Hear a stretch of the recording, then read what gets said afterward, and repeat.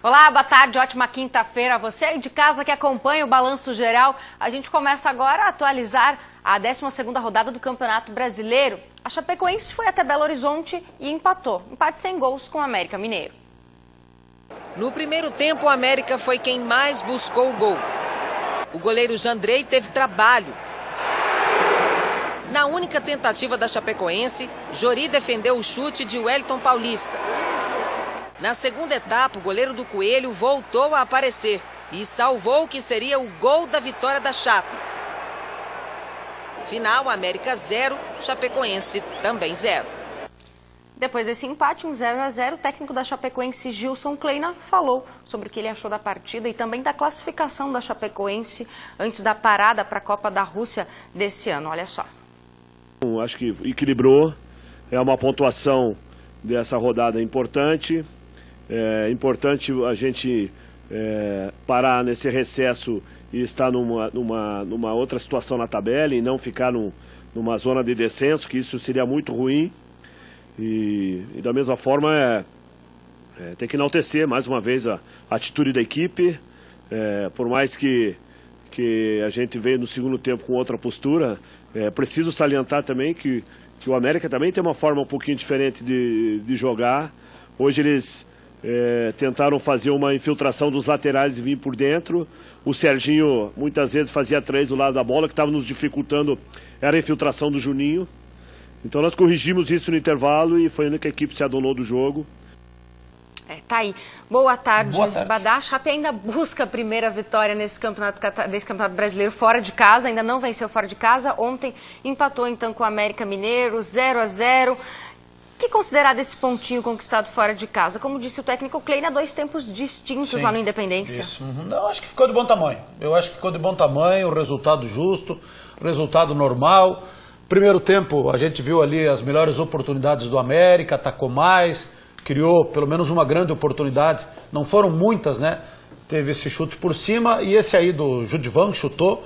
O Jandrei fez boa defesa, depois o Ademir mandou por cima. A única conclusão da Chapecoense no primeiro tempo foi essa roubada de bola do Wellington Paulista que chutou e o goleiro defendeu. E aí o grande lance do segundo tempo, um contra-ataque criado pelo Bruno Silva, chegou meio desequilibrado, perdeu meio que o domínio da bola e acabou, né, perdendo o tempo de concluir, foi na perna esquerda, que não é a boa dele, a direita, e o goleiro acabou pegando. Então foi isso que se resumiu o jogo. Um jogo de muita marcação, um jogo truncado, com todo respeito todas as opiniões, mas para mim um jogo nivelado por baixo, um 0-0 bem magrinho, com o primeiro tempo do América e o segundo tempo da Chapecoense um pouquinho melhor. A Chapecoense teve dificuldade de jogar no 4-4-2, no primeiro tempo o esquema não funcionou, porque o Canteiros e o Luiz Antônio não conseguiram jogar, e aí o Wellington Paulista teve que se virar sozinho na frente, o Leandro Pereira quase não encostou o pé na bola, e no segundo tempo, mesmo tendo espaço, a Chapecoense só foi criar oportunidades depois que entrou, e mais uma vez entrou muito bem o menino Bruno Silva, né?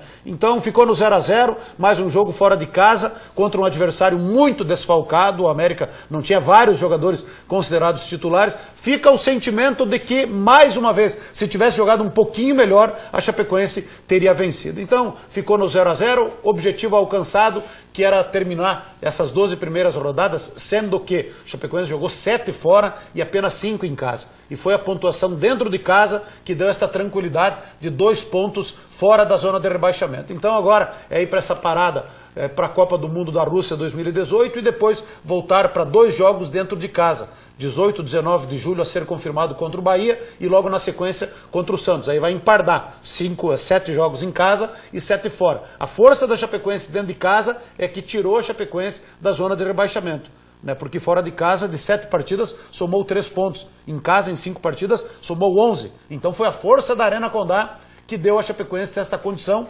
de estar nesse momento fora da zona de rebaixamento. Agora, depois que voltar os jogos do Campeonato Brasileiro, tem que melhorar o desempenho fora de casa para ter uma vida mais tranquila na Série A do Campeonato Brasileiro quando retornar os jogos.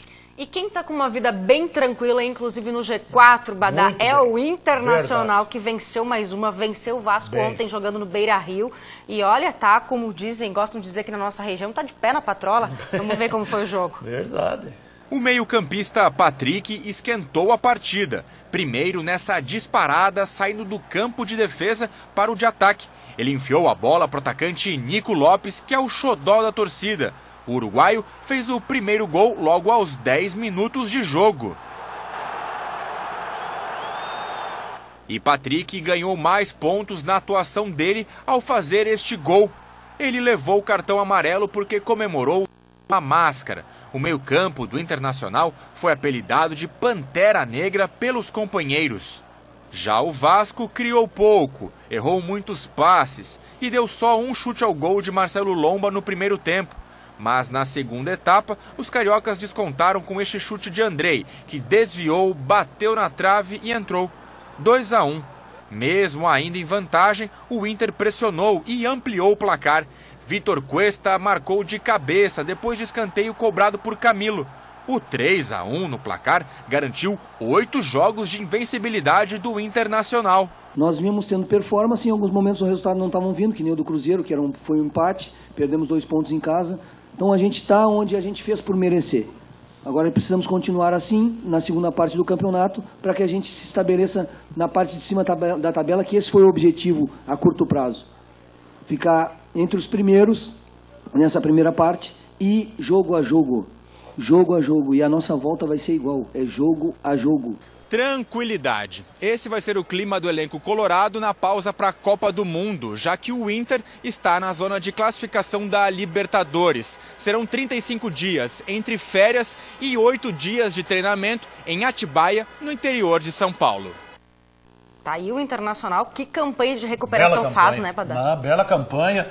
Grande vitória contra o Vasco da Gama, o Inter jogando um futebol muito consistente, de muita intensidade, de muita organização, e aí é méritos do Odair Helma, que deu um padrão de jogo interessante ao time do Internacional, e não é por acaso que está no G4, está na 4ª colocação. Uma bela campanha do Internacional, uma bela arrancada, começou meio mal, mas engrenou, embalou e termina muito bem. Esta parada que vai ter agora para o Inter não é bom, porque o Inter estava num ritmo muito bom, estava numa intensidade forte, né? Mas o Odair Helma, o padrão de jogo, depois, quando voltar ao Campeonato Brasileiro, tem tudo para manter isso aí e fazer uma bela campanha, para alegria dos amigos que estão lá no Bar do Tiguera.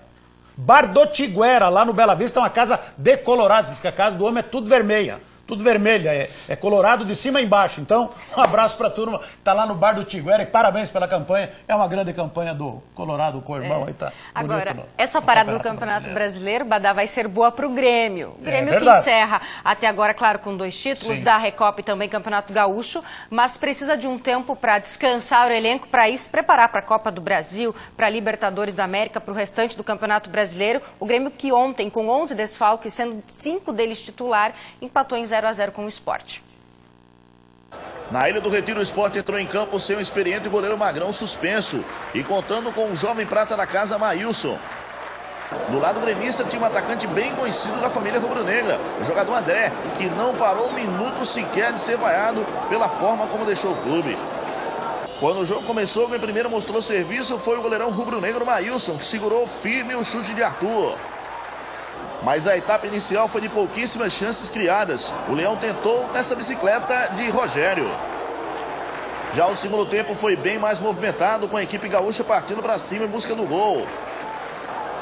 Mas o time pernambucano, Michel Bastos, fez esse lançamento primoroso para Rogério. O atacante ficou cara a cara com Marcelo Groi e se enrolou todo na hora de finalizar. Outro lance de perigo foi essa bomba de Carlos Henrique, que o goleiro tricolor defendeu no susto. E assim o jogo terminou com um placar de Sport 0, o Grêmio também 0. Outro joguinho bravo para assistir, não foi fácil. Para quem viu Chapecoense e América de tarde, depois ver Grêmio e Sport Recife, olha, 2 jogos 0-0 que retratam bem o que foram as 2 partidas. Esse jogo aí também, sem oportunidades, muito poucas de um lado e de outro, o Grêmio totalmente desfalcado, perdeu jogadores importantes e caiu tecnicamente drasticamente. Então, para o Grêmio, a parada para a Copa do Mundo da Rússia 2018 vai ser boa, vai ser benéfica para os jogadores se recuperarem e para o Renato Gaúcho ter tempo para trabalhar, para resgatar o bom futebol do Grêmio, porque o segundo semestre vai ser pesado com Campeonato Brasileiro, com Copa do Brasil e também com Libertadores. Para o Grêmio, essa parada vai ser muito boa. E vamos conferir agora, então, os outros resultados da 12ª rodada do Campeonato Brasileiro. 6 minutos de jogo apenas e o primeiro gol. Cruzamento de Dudu, passe de Bruno Henrique e inclusão de William. O Palmeiras mostrou força, pressionou, mas não conseguiu aumentar a vantagem. Quem não faz, você sabe, lamenta. Depois do escanteio, Matheus Tuller empatou de cabeça. Poderia ter sido sem tumulto. Depois de uma disputa de bola, Dudu e Cuejar se desentenderam. A partir daí, começou uma troca de agressões que envolveu os demais jogadores que estavam em campo e os reservas também. Dudu, Jailson e Luan do Palmeiras, Cuejar, Henrique Dourado e Jonas do Flamengo foram expulsos pelo juiz Braulio da Silva Machado. A noite de confusão e briga acabou sendo melhor para quem está em primeiro lugar. O Bahia venceu o Corinthians nos acréscimos do jogo na Fonte Nova. Mena bateu de primeira para marcar o único gol da partida. Apesar da vitória, o Bahia segue na zona do rebaixamento. No Maracanã, Bruno Henrique dominou e fez esse belo gol na vitória do Santos contra o Fluminense. O Cruzeiro começou na frente do Paraná com Rafael Sobis. Mas depois do cruzamento, Silvinho deixou tudo igual em Curitiba. E também tivemos o Atlético Mineiro vencendo 3-1 sobre o Ceará lá no Independência. Vamos conferir então como ficou a tabela de classificação passado 12 rodadas do Campeonato Brasileiro. O Flamengo é líder com 27 pontos. O Atlético Mineiro é o segundo colocado, tem 23, mesma pontuação que o São Paulo. Olha aí aonde aparece o Internacional. Na quarta posição com 22 pontos conquistados. O Grêmio caiu para quinto com 20 pontos. O Palmeiras tem 19, mesma pontuação que o Sport. Cruzeiro, oitavo colocado, tem 18 e o Botafogo é o nono com 17. O Corinthians fecha essa primeira parte da tabela com 16 pontos conquistados. O Vasco é o 11º com 15 e aí temos 3 clubes com 14 pontos, inclusive a Chapecoense, viu? 12º colocado, Fluminense com 14, 13º América Mineiro e na 14ª colocação a Chapecoense tem um pontinho a mais que o Santos, que é o 15º. Na 16ª posição, o Vitória com 12 pontos, mesma pontuação que o Bahia, que já está na zona do rebaixamento, mas com o melhor saldo de gols. O Paraná é o 18º com 10, o Atlético Paranaense é o 19º com 9 e o Ceará é o lanterna do Campeonato Brasileiro com 5 pontos conquistados na 20ª colocação. Bom, e agora a gente fala, gente, porque as 5 cidades que serão sede da Copa América de 2019, né, que vai ser disputada aqui no Brasil, foram confirmadas pela CBF. São Paulo, Rio de Janeiro, Belo Horizonte, Salvador e Porto Alegre vão receber, então, os jogos da Copa América. E vamos falar de Copa do Mundo agora, Copa do Mundo da Rússia 2018, porque a seleção brasileira estreia domingo contra a Suíça, viu? E lá em Moscou, né? E as ruas por lá já estão sendo pintadas de verde e amarelo. No centro de Moscou, o Brasil também é sucesso. Brasília! Véspera da Copa do Mundo e olha só como estão as ruas de Moscou. É tanta gente que fica até difícil atravessar uma avenida. São pessoas de vários países que se misturam aos russos para participar da grande festa do futebol. Brasília lá. Viu só a simpatia do pessoal? Em Sochi, a seleção brasileira teve uma quarta-feira de muito trabalho na academia e no campo. Tite prepara a equipe para a estreia contra a Suíça no domingo. A seleção brasileira vem produzindo um grande futebol consistente e, o mais importante, um futebol alegre. Então acho que estamos no caminho certo. A abertura da Copa do Mundo da FIFA acontece no estádio Luzhniki, em Moscou. A Rússia enfrenta a Arábia Saudita, que quer jogar água na vodka dos anfitriões. Tá aí, a Rússia tá vencendo essa partida por 1-0, né? E a gente lembra, não sei se vocês lembram que na última Copa do Mundo aqui não sei se foi do Brasil, que nós tínhamos o polvo Pou, que era, né, o vidente. Agora nós temos o gato Aquiles, que é um gatinho que é vidente para a Copa, e disse que a Rússia vai ganhar essa partida. Tem um outro vidente lá no México também que disse que o título fica com Portugal ou com Espanha. Parabéns para ele. Eu ia dizer justamente isso. Baita vidente. Adiantou meu comentário. Grande abraço. Até mais.